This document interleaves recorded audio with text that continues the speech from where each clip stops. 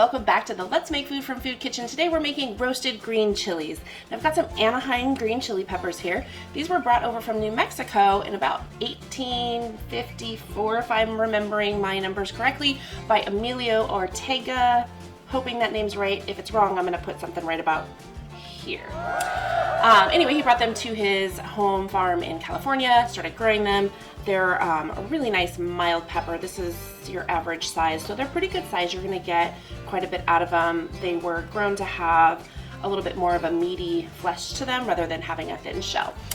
They're also very beneficial for health. They've got vitamin A, B, C, there's some vitamin K in there. It's got potassium and some fiber, so it's really good for your health as well. And being somebody who doesn't really like spicy food, this one is pretty good. I can tolerate this one because it's so mild. And by the time you roast them and put them in your dish, it's a beautiful thing. So that should be your clue that I've got some dishes coming up that we're going to use these peppers in. I'm going to make some chili. I'm going to make some green chili chicken, I think, is on the list. So get your Anaheim green chili peppers from the store, and you'll need about 20 of them to make 4-ounce jars. That's usually what you get in the store. Of course, you know, you can always buy them in the can already, but I prefer to make everything myself, which is part of what this show is about, making all your own foods. So what you want to do is you're going to take out the core and set it aside. You're going to slice it in half just like that. Now, if there's any seeds left, take a spoon, take your bowl, and you're just gonna scrape all the little seeds out. And if there's any spines, there's a little spine right here.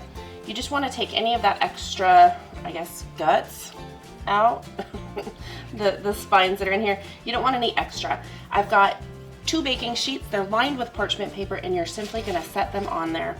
And I'm just gonna kinda try and rotate them like this, maybe. There we go. That way I can utilize, because as you know, I have a small oven, which, by the way, is preheating to 450 degrees. I'm going to set my bowl back over here, and we're just going to keep working. So you want to do all of these peppers until they are prepared. You're not keeping any seeds, none of the inside stuff. If you have a compost, you can compost them, you can toss them. I'm considering saving a couple seeds to see if I can grow them myself. I've started my little garden simply because my reading tells me that if I have 2 Anaheim pepper plants, that I'm gonna get a lot of peppers, enough to can some. So I'm considering doing that because I wanna build up my pantry of things I've made myself. Oh, my oven's ready. I'm not ready, but my oven's ready for me. Okay, so I think maybe I'll just pick a few seeds that I didn't slice. So I'm gonna get to work. I'm gonna cut all these up. When we're done, we'll go on to the next step.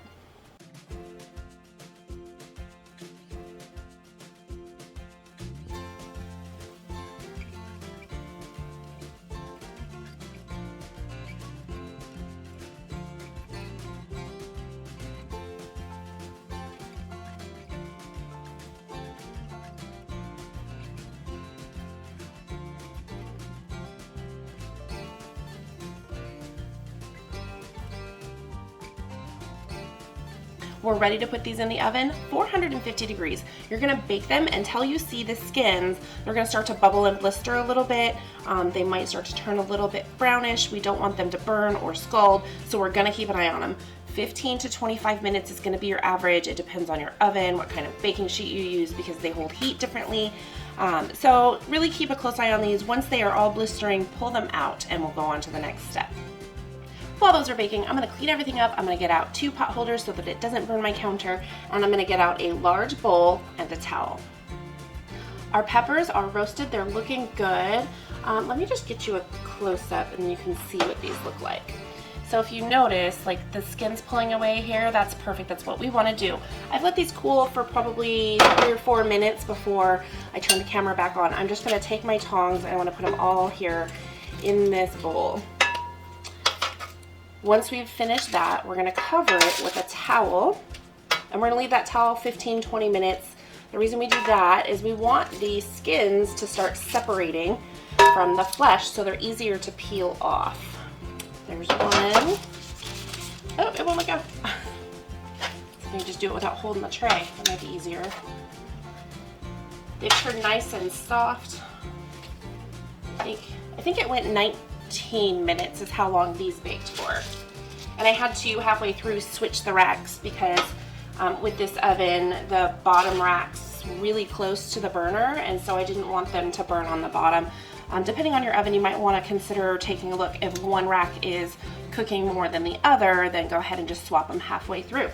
So that step's done. We're just going to cover this with a towel. We're going to set our timer for 15 minutes, and we're going to see if they start peeling off really easy.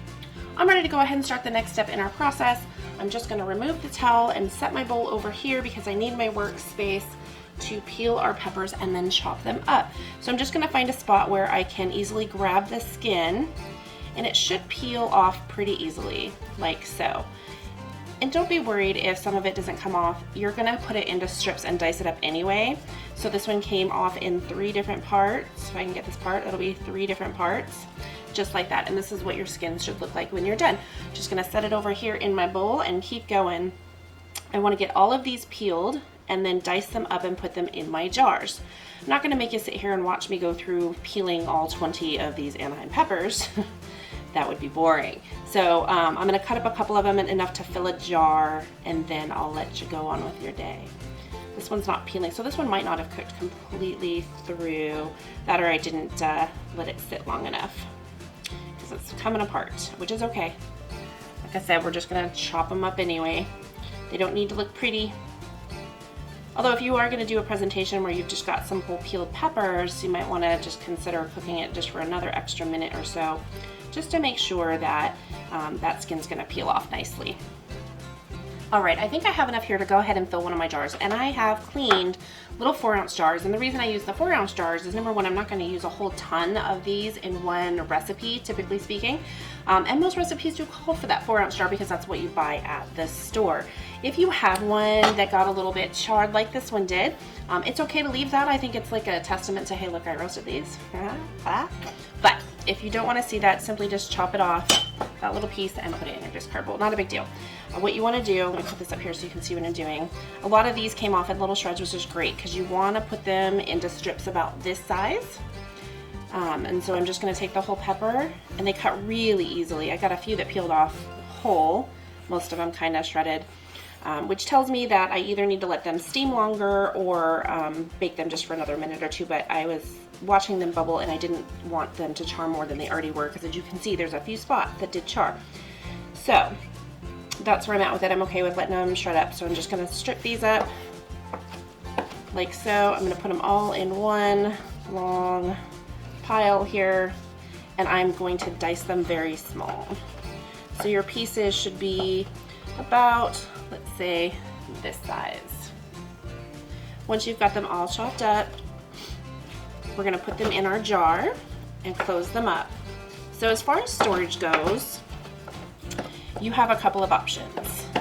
They do need to go in the fridge or in the freezer. So if you put them in the fridge, they'll last maybe 3-5 days. If you've got them really tightly sealed in a nice fridge that keeps a good cold temperature, you might get 7 days out of them.